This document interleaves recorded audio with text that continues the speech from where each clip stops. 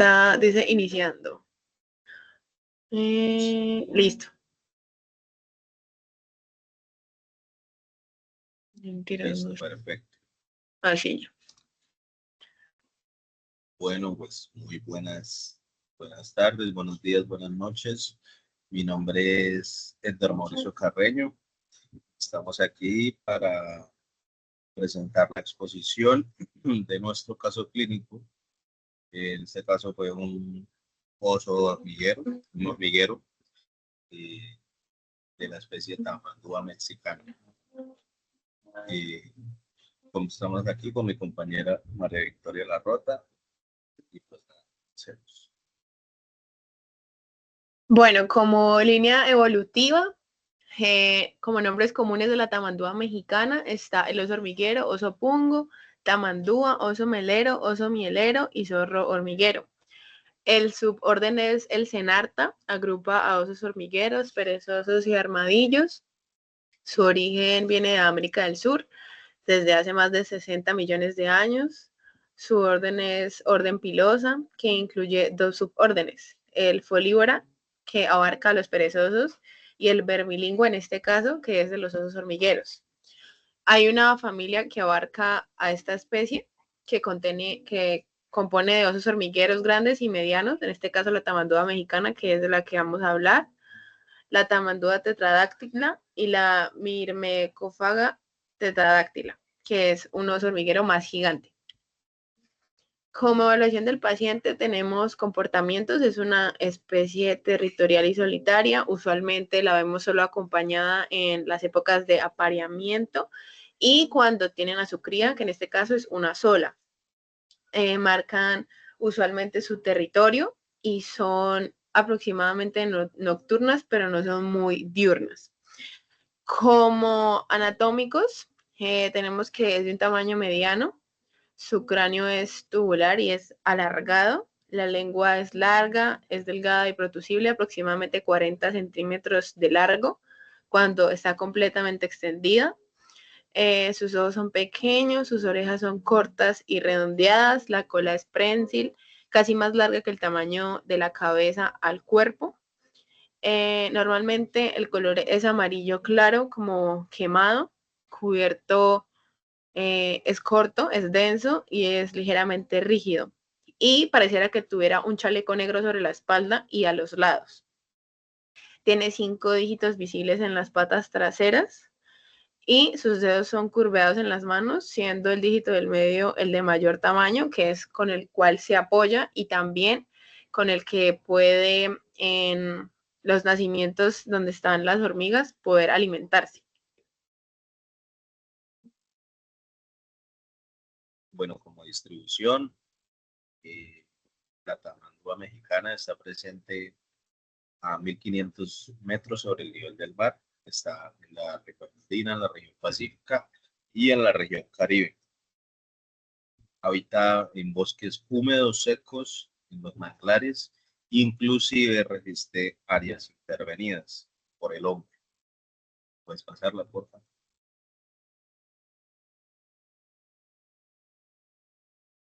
Bueno, como su estado de desarrollo, estas presentan un periodo de gestación de 130 a 150 días. Su crecimiento y desarrollo aproximadamente de tamaño adulto entre los 2 a 3 años y no crecen más, pero sí aumenta su fuerza. Ellas se independizan de su madre al año o usualmente antes para que puedan asimismo poder conseguir su propia comida. Como amenazas, esta especie, las amenazas principales es la pérdida de fragmentación del hábitat y por la deforestación, por la ganadería, inclusive deforestación por la creación de vías, la caza por la carne, medicina tradicional y como mascota, las, los indígenas a nivel Colombia cazan estos animales por la carne y también los usan como medicina tradicional, usan la grasa, usan la piel y pues lo hacen de manera para utilizarlo como salud. También, pues, amenazas adicionales están los atropellamientos en las carreteras, porque al estar los hábitats intervenidos, ellos cruzan las carreteras y son atropellados, ataques por perros domésticos, la desinformación de las personas y la confusión con otras especies, que es las amenazas que esta especie cuenta.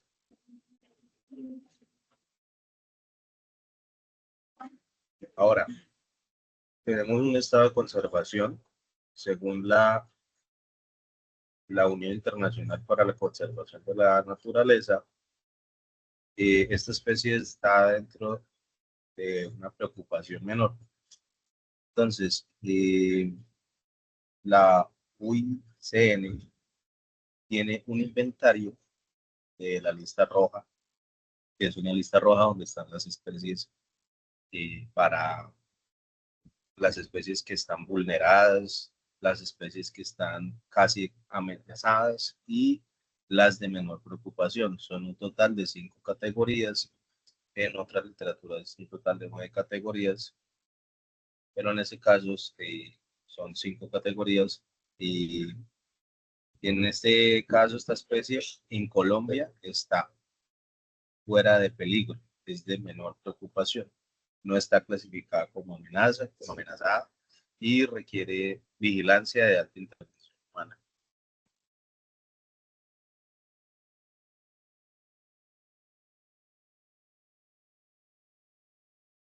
Bueno, como evaluación nutricional, ellos son himercófagas, o sea, se alimentan de termitas y hormigas, pueden comer hasta 9.000 insectos por día. Cuando hay disponibilidad de miel, consumen miel. También pueden comer fruta, pero más que todo saborean el néctar de la fruta.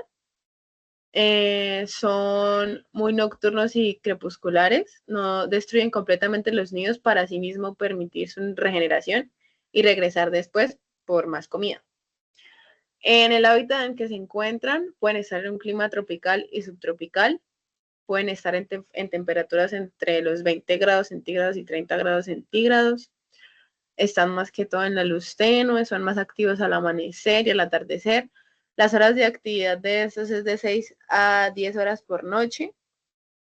Duermen en huecos de árboles, nidos abandonados o ramas altas, obviamente en zonas seguras y ocultas, más o menos de 14 a 16 horas al día.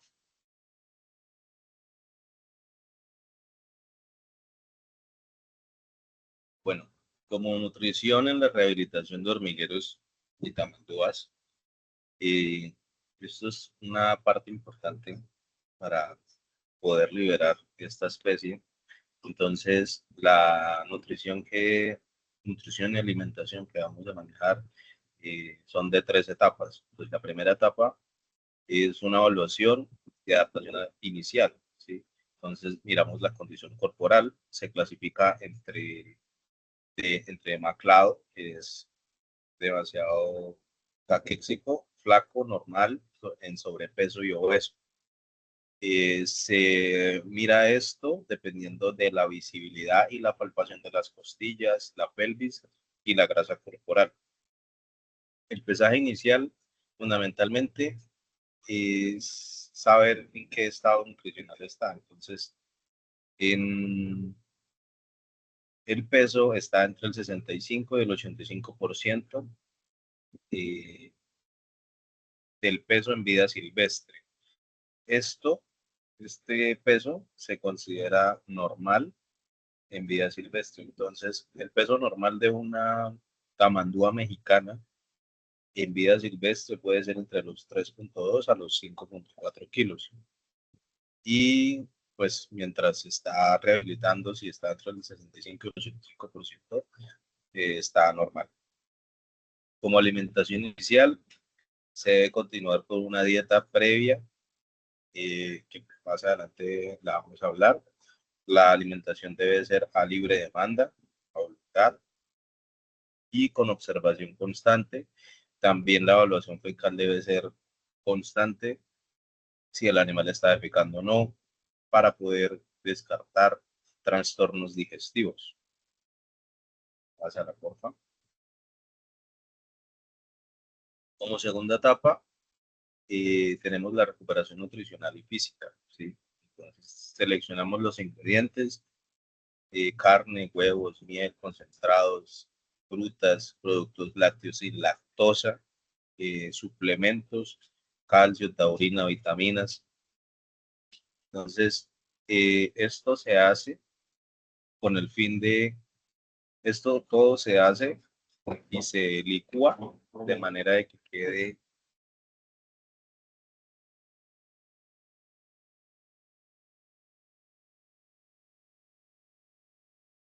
de que quede todo tamizado, o sea, se licúa y quede todo tamizado, todo licuado. Se evita el uso de carne molida para evitar contaminación. Y después de, bueno, aquí, por ejemplo, vemos una tabla. En esta tabla es una de las dietas que se utilizó en el zoológico.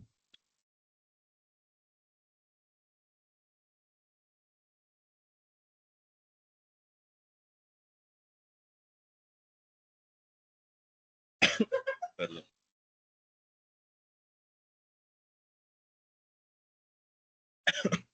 Entonces, en esta tabla la saqué del libro y estos son los ingredientes que se empleaban en una dieta en una tamandua mexicana dentro de un zoológico y son ingredientes que funcionaron y fueron efectivos para mantener esta especie bien.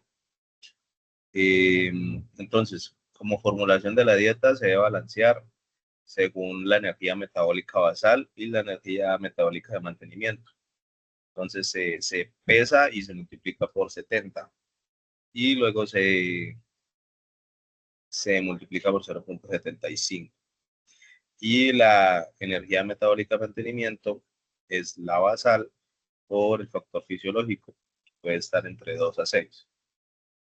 También en esta segunda etapa se añaden enriquecimientos ambientales, como el uso de insectos, hormigas, termitas, gusanos de harina, para comenzar a estimular estos comportamientos naturales.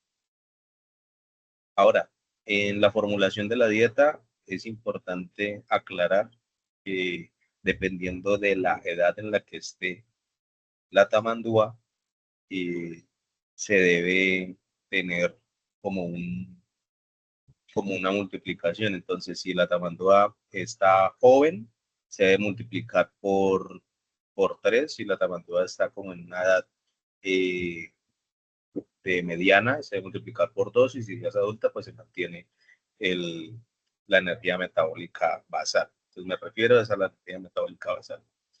Ahora, la evaluación de la dieta, se monitorean las variables que la paciente, que la especie esté consumiendo, que sea palatable, que esté ganando peso y que pues todo dependiendo se va viendo y se va ajustando la dieta.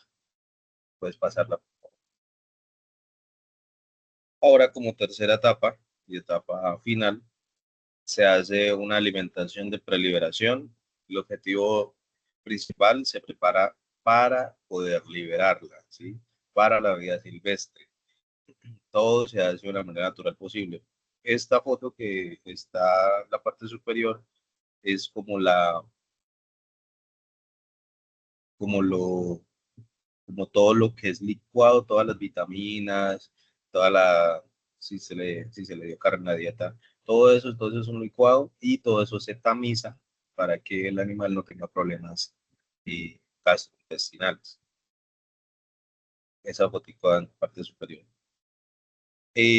Después se pasa a una transición gradual, se sustituyen los ingredientes artificiales por insectos naturales progresivamente. Y como monitoreo final se hacen observaciones, chequeos y ya ahí sí se revisa para que se pueda liberar. Y ahí es importante aclarar que las termitas y las hormigas que consume eh, tienen, son importantes en la dieta de él porque tienen taurina. La taurina es importante para el funcionamiento cardíaco. Y esto se debe manejar en la dieta de esta especie. fundamental. El organismo de ellos es parecido al de un perro, al de un canino. Entonces, de hecho, muchas dietas, de hecho, en la literatura dice que hasta se le puede dar un poco de concentrado para perro, obviamente todo tamizado, todo como licuado. Continuemos, por favor. Bueno, como anamnesis, llega una paciente hembra hormiguera que ingresa el 24 del mes de mayo al CAP, Centro de Educación Ambiental y Rescate de Fauna Silvestre, por un estado débil tras un rescate. Presenta una edad subadulta, se pesó, pesó 4 kilogramos, venía con síntomas como decaimiento, debilidad, le encontramos garrapatas, presentaba deshidratación, mucosas, la mucosa ocular estaba bastante pálida y tenía muchísima congestión pulmonar. Como se ve en la imagen, nosotros tapamos las patas de adelante, las anteriores, para evitar que nos lastimara y pues así el manejo fuera un poco más sencillo. Como evaluación del paciente, su estado general presentaba debilidad, decaimiento, presentaba signos de deshidratación, el sistema tegumentario presentaba garrapatas, en el músculo esquelético no se levantaba bien al caminar y cuando la colocábamos para que caminara pues se iba de lado, simplemente se quedaba acostada porque no presentaba la fuerza necesaria para poder levantarse. En el sistema respiratorio presentaba congestión nasal y usualmente cuando uno la veía respirar estaba respirando por la boca, tenía una actitud deprimida. Se le realizó la limpieza de las garrapatas y se inicia un tratamiento.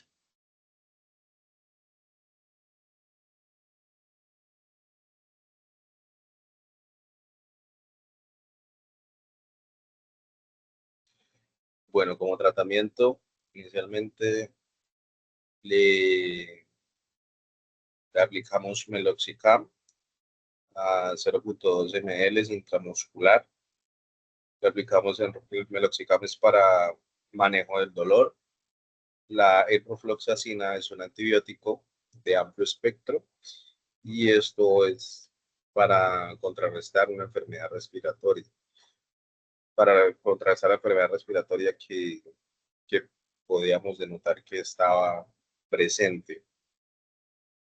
El, el Aminolite se le aplicó a manera de fluidoterapia junto con cloruro. Se le aplicaron 4 ml de Aminolite con 3 ml de cloruro.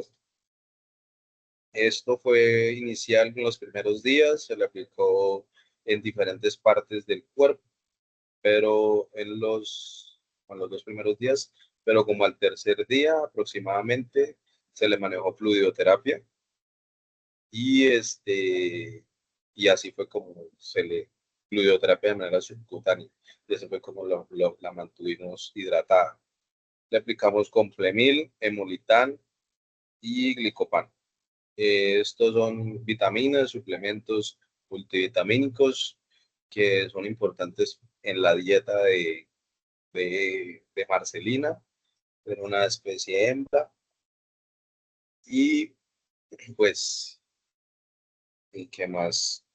Mm, Todo se le da de manera, el complemento, el Emolital y el Glicopan se le da de manera, perdón, el Emolital y el Glicopan se le daba oral y el complemento se le daba intramuscular. Y ya pues estos son los medicamentos que se le aplicaron a la paciente. Podemos continuar, por favor. Bueno, en la imagen de abajo nosotros le colocábamos agua con miel y ahí también algunas cosas orales como por ejemplo la media tableta que se le daba de Cardiovet, se la colocábamos también en el agua para que fuera para ella más sencilla tomársela. Sí, el cardiovet, También, el cardiovet le colocamos porque, pues aparte de los otros suplementos nutricionales, se lo añadimos porque el cardiovet tiene taurina. Entonces, pues como ya dije anteriormente, es importante para el funcionamiento de esta especie. tengo que ver? Bueno, exactamente, usamos Cardiovet, usamos Betalover, que es un glucocorticoide. Más que todo es para enfermedades pues, inflamatorias o metabólicas, en este caso lo utilizamos al 0.4 ml intramuscular y lo utilizamos cada 8 días. El Neolític, que es un mucolítico, un ml vía oral. Nosotros ese mismo día le hicimos a los 2 siguientes días le hicimos un tratamiento con vaporización con eucalipto para que ella pues mejorara eso, ya que veíamos que no mejoraba. La llevamos a tomar sol diariamente para que comiera a voluntad las termitas y las hormigas, pero usualmente se quedaba dormida y no comía. Pero si la temperatura de ella cambiaba, pues obviamente al estar al sol. El 29 de mayo suspendimos el meloxicam, el complemir y la enrofloxacina, se realizó el tratamiento que dije y se dejó en calor en la jaula donde ella estaba. Y el 1 de junio fallece por posible hipotermia, infección respiratoria y la falta nutricional de la que ya hemos venido hablando. Entonces, como diagnósticos presuntivos por el deceso, muy probablemente fue por anemia, a ella anemia, neumonía y deshidratación. A ella se le manejó todo lo que dijimos anteriormente, pero muy probablemente la hipotermia fue la que generó este deceso, porque esta especie es demasiado sensible al frío, ¿sí? A la hipotermia. Sobre todo la tamandúa, porque, por ejemplo, hay otras especies, como el oso hormiguero palmero. Esta especie es un poco más resistente al frío, pero aún así, y esto fue como el desencadenante de que ella falleciera. Probablemente, como diagnóstico presuntivo, podríamos pensar, no tuvimos como esos diagnósticos, no tuvimos como la manera para poder diagnosticar qué era lo que tenía exactamente, no pudimos realizar un cuadro hemático o una o unas pruebas sanguíneas, ya que la paciente estaba demasiado deshidratada y era muy difícil poderle retirar pruebas sanguíneas. Y hicimos la mayoría de cosas que pudimos, pero lamentablemente al final falleció. La anemia muy probablemente fue por la desnutrición y pensamos que pudo haber sido por algún hemoparásito o algún parásito gastrointestinal. También en el manual de rehabilitación de hormigueros decían que cuando usualmente estaban en cuarentena podrían morir por estrés, lo que causaba pues también la hipotermia. Entonces, como estaba tan estresada también por estar pues ahí, tener tanto contacto con nosotros, también nosotros pues llevarla que tomara sola, que pudiera comer y no lo hacía, eso también puede ser una causa también del fallecimiento. Sí, de hecho, la mayoría de los días que nosotros la tuvimos, la llevamos a la parte de abajo del CAP para que ella pudiera comer por sí misma, hormigas, termitas, pero comía como más o menos 10 minuticos o 7, 8 minutos más o menos y se quedaba dormida de la debilidad que tenía. O sea, la, el primer día llegó demasiado caída, como los 2 primeros días siguientes estuvo un poco más activa, pero ya después volvió a decaerse. Y listo. Nuestras bibliografías y listo. Pues, muchísimas gracias. Espero les haya gustado la presentación y muchas gracias por todo, doctor.